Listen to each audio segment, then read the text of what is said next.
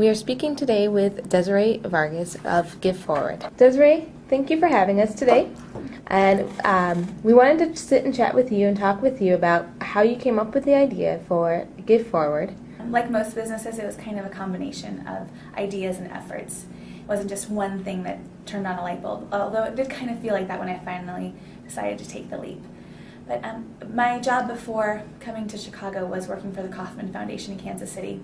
And I funded entrepreneurship programs at colleges and universities there. So I was surrounded by all these 20-somethings who were starting companies, and I thought, if I ever get a great idea someday, I'm going to do it, because if a 19-year-old can do it, I can do it. And I remember Hurricane Katrina hit while I was working at the Kauffman Foundation, and my colleagues and I were talking about how we wished we could give directly to families rebuilding instead of going through a larger nonprofit, because as a small-scale donor giving, $50 or $100, you don't really know the impact of your gift, and you'd like to know that it's, helping pay for their hotel room while they're going through this, or, helping them rebuild in some way. And so that kind of got me thinking about the role of small-scale donors and how we don't have that much of a say in where our money goes. And I just kind of pocketed that idea, and it just was in the back of my mind for a while. And then on my 25th birthday, actually, I had decided to move to Chicago, and I was trying to think about what I wanted to do with my life. And I had a bunch of friends that were in the same position, 20-somethings, who were paralegaling or, working for an insurance company or something that they weren't really passionate about, but they didn't know what else to do, and they were afraid to leave their job with benefits. And so I thought that there should be some kind of adult internship program that would help 20-somethings transition from one career to the next. And I'm not sure how feasible of a business that is, but at the time I was trying to think, how would I fund this? And I knew that there were nonprofits fundraising online, and people were starting to do a lot of online banking, and people were getting more comfortable doing online transactions. And so I thought, well, maybe I can raise money from friends and family online. Maybe there's a tool for me to do that. And when I thought about it, I realized that all of the fundraising tools I'd seen were only for registered 501c3s, and that's kind of when the little light bulb went off in my head, that there are so many different reasons people fundraise.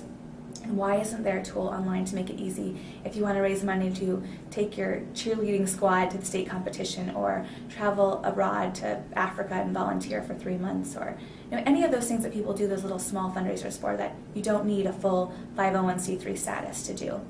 And then a couple of weeks later, I walked into a convenience store and I saw a little change jar for a baby that needed a heart transplant.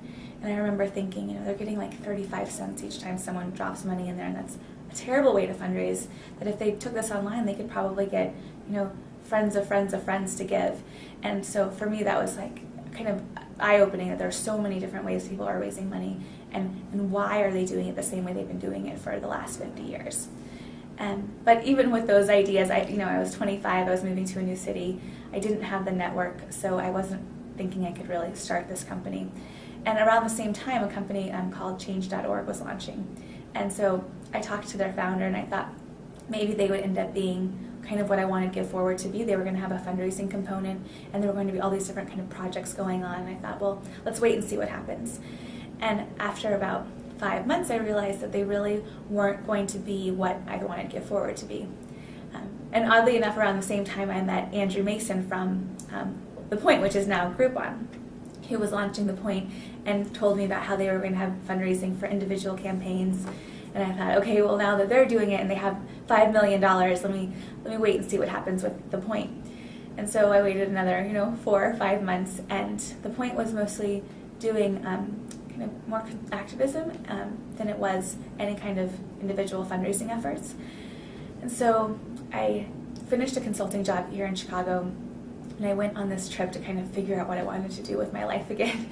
And I was in Costa Rica, and this little voice just popped in my head in the middle of the night telling me to get started. And I'd been thinking about this concept the whole time I was in Costa Rica, all this downtime on the beach and driving. And I got up that night at 1 a.m., got on my computer and wrote this little 3-page business plan about how Give Forward would work. I bought the domain, which miraculously had become available, the .org at least, a couple months before. And I sent this mini business plan to a professor at Northwestern who was in charge of their Small Business Opportunity Center, because I knew I was going to need help registering my company, and I knew law schools had these kind of small business clinics. And he wrote back this really positive response saying, if you're half as good at selling Give Forward as you are at selling me, you're going to be a great success. And it was kind of that first seal of approval that I needed to decide, okay, I'm going to do this. So I came back early from Costa Rica.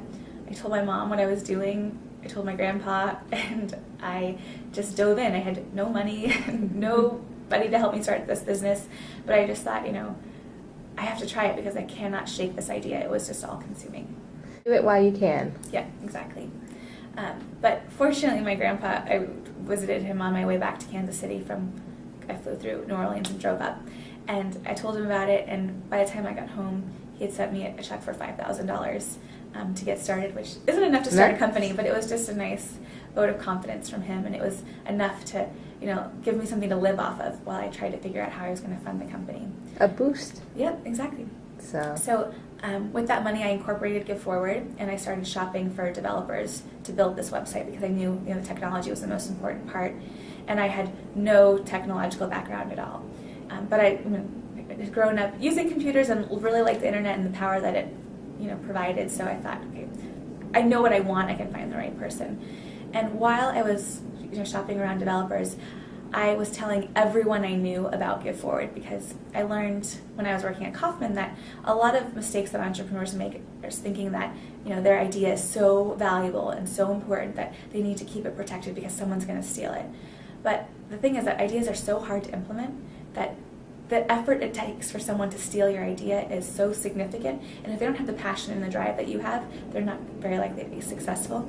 So I told everyone I knew, and I was at a Super Bowl party, and a friend told me about one of her friends from college who had kind of a similar idea for a fundraising tool to help marathon runners raise money for any charity, and that he kind of abandoned it, but that we should talk. And so Ethan, who is now my partner, called me about 2 weeks later, and we talked for 3 hours. He totally understood what I was trying to do with Give Forward, and he decided to come out and meet me in person. And so we bonded over car bombs and St. Patrick's Day in Chicago, which is a perfect way to get to know your future partner. True. Perfect beer test. And he decided to move out 2 months later, and he brought with him a little bit of money, and I went on Prosper.com and got a $10,000 loan in 3 days from the business idea. Nice. So that was what I used to make my first payment on the website. And I put some on my credit cards, a lot on my credit cards, and I cashed in my actually somewhat sizable 401k that for how old I was, and that was the money I used to start Give Forward. And I'm sure it's going to come back in multitude. Right, I think social ventures are kind of just starting to take root in cities.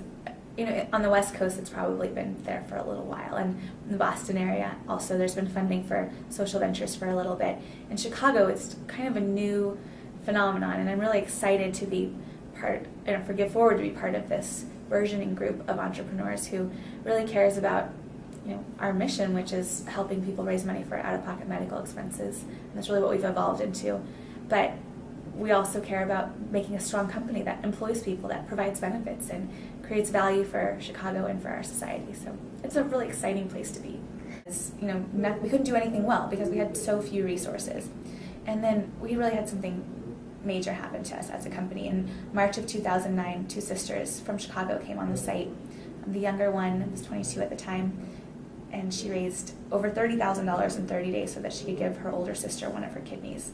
And it was just such a compelling story, and the girls got their story in the Chicago Tribune, and then we helped get that story picked up in the USA Today.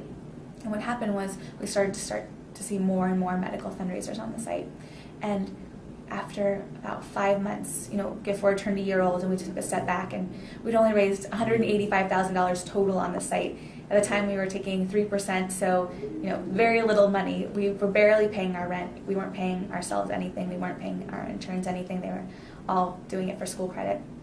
And we were like, what is working? And every sign was pointing to medical. It's where we were getting the most feedback from our users, where we were getting the most thank you emails, where our donors seemed to be the most engaged and excited. And we realized that Give Forward was not just a fundraising platform at that point. We realized that we were really becoming a tool to bring a sense of community around someone going through a journey. And when we made the decision to switch to just medical fundraising, we saw a huge change in the way people reacted to our site. So visually we didn't change that much, but we just started changing the way we blogged and the way we kind of market campaigns. And so since then, it's been about a year and a half since that decision. We've now raised over $4.3 million for families. So amazing. It was really the right decision for us and for our users.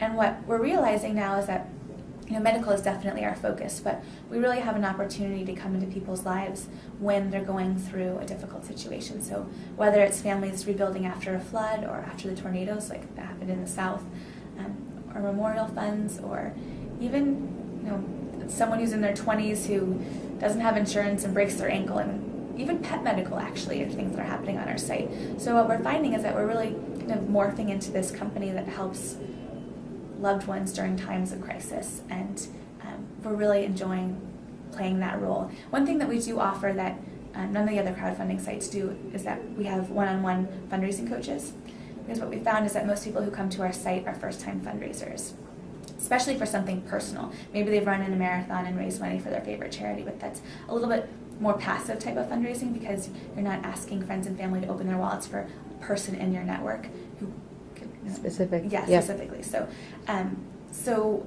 Erica and Michael are our two coaches, and each person who comes to the site is assigned a coach, and they get contacted within 24 hours, and we let them know that we're here if they have any questions. But then we also go through a lot of their pages just proactively to see how we can help them improve their strategy, whether it's changing their picture or adding more description or changing their goal.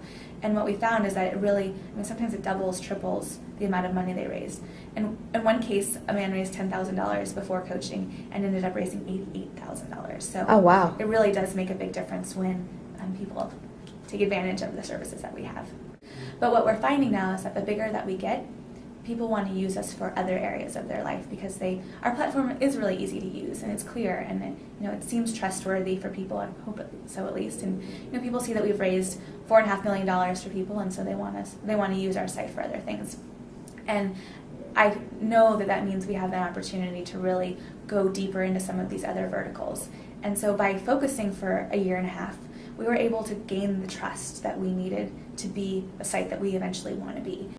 Every startup that I talk to, I really encourage them to go after just one of their ideas first and really do it well, so that you have a leg to stand on when you go to talk to other people about expanding into other markets or expanding your feature base. And one thing about really focusing is that we were able to find out what our users like and don't like about the experience of the site, and we were able to improve certain features and cultivate the coaching so it was really targeted to the type of fundraising that happens on our site. And so we were able to make them more effective, and that was such a benefit to our users and then also to us as a company, because the more money they raise, the stronger we become as a company. If you were to give any advice to anyone starting a company, mm-hmm. what would your advice be? I have a magnet on my refrigerator, and I tell everyone this story, but it's just a Zen saying that says, "Leap and the net will appear." And I think that, it doesn't make sense for everyone to quit their jobs and start something when they haven't really thought it through. I think you definitely need to take calculated risks, and that's what entrepreneurs do. But at the end of the day, it is about saying, "I'm just going to do this," and asking your friends and family for support, and having the courage to take that first step. Because once you take that first step, things just start to roll into place. And if they don't roll into place, then you need to take a step back and reevaluate and wonder, are you really going in the right direction? But not that the universe is conspiring to make everyone successful, but I think that if you're really passionate about what you're doing, and you're smart, and you're thinking things through, and you're coming up with a plan, if you do just jump, that things will happen that will make you be successful. And you just have to have faith in yourself and be confident and look for opportunities wherever you can.